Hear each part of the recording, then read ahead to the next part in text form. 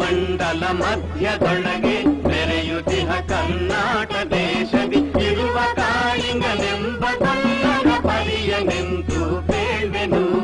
ಎಳೆಯ ಮಾವಿನ ಮರದ ಕೆಳಗೆ ಒಳಲನೂದುವ ಗೊಲ್ಲಗೌಡನು ಬಳಸಿನಿಂದ ಗುರುಗಳನ್ನು ಬಳಿಗೆ ಕರೆದನು ಹರುಷದಿ. ಗಂಗೆ ಬಾರೆ ಗೌರಿ ಬಾರೆ ತುಂಗಭದ್ರೆ ತಾಯಿ ಬಾರೆ ಪುಣ್ಯಕೋಟಿ ನೀನು ಬಾರೆ ಎಂದು ಗೊಲ್ಲನು ಕರೆದನು. ಗೊಲ್ಲ ಕರೆದ ಧ್ವನಿಯ ಕೇಳಿ ಎಲ್ಲ ಹಸುಗಳು ಬಂದು ನಿಂತು ಚೆಲ್ಲಿ ಸೂಸಿ ಹಾಲು ಕದೆಯಲು ಅಲ್ಲಿ ತುಂಬಿತು ಬಿಂದಿಗೆ. ಸತ್ಯವೇ ಭಗವಂತನೆಂದ ಪುಣ್ಯಕೋಟಿಯ ಕಥೆಯಿದು.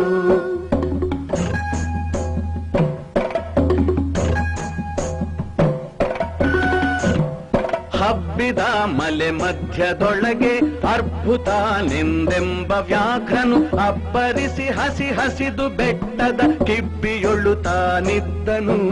ಸಿಡಿದು ರೋಷದಿ ಮೊರೆಯುತ್ತಾ ಹುಲಿ ಗುಡುಗುಡಿಸಿ ಹೋರಿಡುತ್ತ ಚಂಗನೆ ತುಡುಕಲೆರಗಿದ ರಭಸ ಕಂಜಿ ಚದರಿ ಹೋದುವು ಹಸುಗಳು.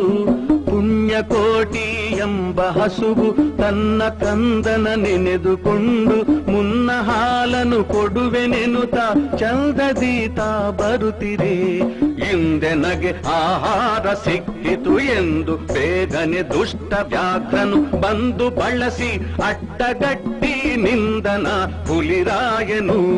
ಸತ್ಯವೇ ಭಗವಂತನೆಂದ ಪುಣ್ಯಕೋಟಿಯ ಕಥೆಯಿದು.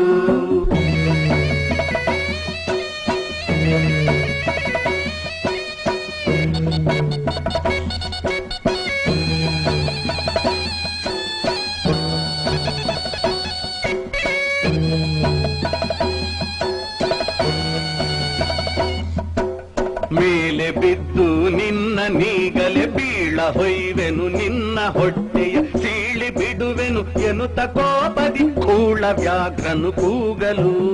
ಒಂದು ಭಿನ್ನಹ ಹುಲಿಯ ಕೇಳು ಕಂದನಿರುವನು ದೊಡ್ಡಿಯೊಳಗೆ ಒಂದು ನಿಮಿಷದಿ ಮೊಲೆಯ ಕೊಟ್ಟು ಬಂದು ಸೇರುವೆ ನಿಲ್ಲಿಗೆ.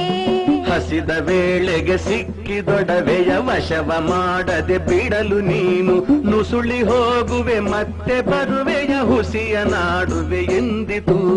ಸತ್ಯವೇ ನಮ್ಮ ತಾಯಿ ತಂದೆ ಸತ್ಯವೇ ನಮ್ಮ ಬಂಧು ಬಳಗ ಸತ್ಯವಾಕ್ಯಕ್ಕೆ ತಪ್ಪಿ ನಡೆದರೆ ಮೆಚ್ಚನ ಪರಮಾತ್ಮನು.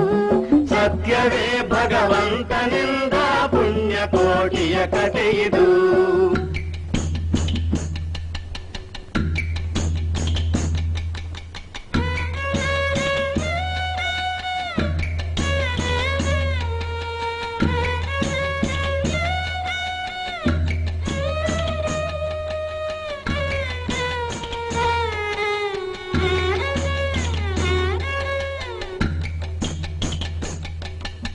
ಒಂದು ತಿನ್ನುವೆನೆಂಬ ಹುಲಿಗೆ ಚಂದದಿಂದ ಭಾಷೆಯಿತ್ತು ಕಂದ ನಿನ್ನನು ನೋಡಿ ಹೋಗುವೆನೆಂದು ಬಂದೆನು ದೊಡ್ಡಿಗೆ.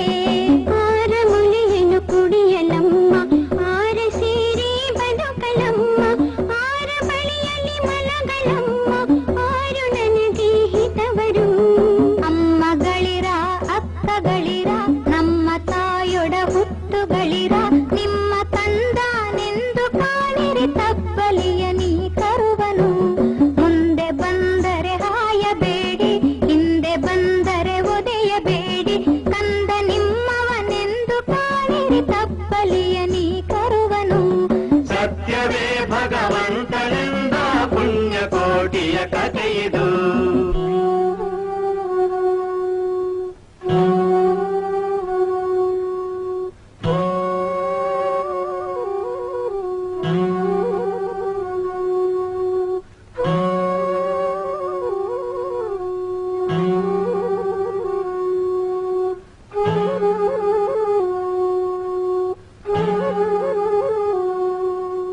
ತಬ್ಬಲಿಯು ನೀನಾದೆ ಮಗನೇ ಹೆಬ್ಬುಲಿಯ ಬಾಯನ್ನು ಹೋಗುವೆನು ಇಬ್ಬರಾರುಣ ತೀರಿತೆಂದು ತಬ್ಬಿಕೊಂಡಿತು ಕಂದನ.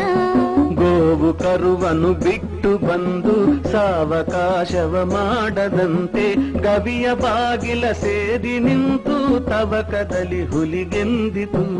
ಖಂಡವಿದೆಕೋ ಮಾಂಸವಿದೆಕೋ ಗುಂಡಿಗೆಯ ಬಿಸಿ ರಕ್ತವಿದೆಕೋ ಚಂಡ ವ್ಯಾಘ್ರನೆ ನೀನಿದೆಲ್ಲವನುಂಡು ಸಂತಸದಿಂದಿರು. ಪುಣ್ಯಕೋಟಿಯ ಮಾತ ಕೇಳಿ ಕಣ್ಣ ನೀರನ್ನು ಸುರಿಸಿ ನೊಂದು ಕನ್ಯೆಗಿವಳನು ಕೊಂದು ತಿಂದರೆ ಮೆಚ್ಚನ ಪರಮಾತ್ಮನು. ಎನ್ನ ಒಡ ಹುಟ್ಟಕ್ಕ ನೀನು ನಿನ್ನ ಕೊಂದು ಏನ ಪಡೆವೆನು ಎನ್ನುತ್ತಾ ಹುಲಿ ಹಾರಿ ನೆಗೆದು ತನ್ನ ಪ್ರಾಣವ ಬಿಟ್ಟಿತು. ಸತ್ಯವೇ ಭಗವಂತನಿಂದ ಪುಣ್ಯಕೋಟಿಯ ಕಥೆಯಿದು. ಪುಣ್ಯಕೋಟಿಯು ನಲಿದು ಕರುವಿಗೆ ಉಣ್ಣಿಸೀತು ಮೊಲೆಯ ಬೇಗದಿ ಚನ್ನಗೊಲ್ಲನ ಕರೆದು ತಾನು ಉನ್ನತಾದಿಂತೆಂದಿತು. ಎನ್ನ ವಂಶದ ಗೋಗಳೊಳಗೆ ನಿನ್ನ ವಂಶದ ಗೊಲ್ಲರೊಳಗೆ ಮುನ್ನ ಪ್ರತಿ ಸಂಕ್ರಾಂತಿಯೊಳಗೆ ಚೆನ್ನ ಕೃಷ್ಣನ ಭಜಿಸಿರೈ.